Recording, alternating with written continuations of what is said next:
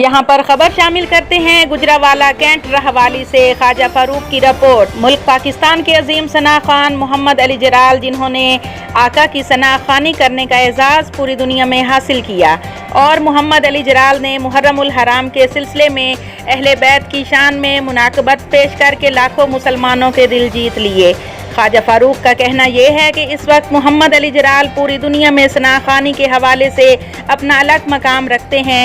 देखते ही देखते मोहम्मद अली जलाल की खूबसूरत आवाज़ में मुनाकबत ने सबके दिल जीत लिए।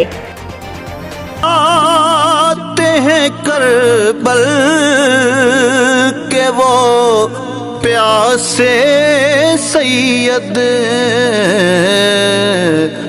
जब भी फारूक की मेरे सामने आए पानी, कोई असगर को तो दो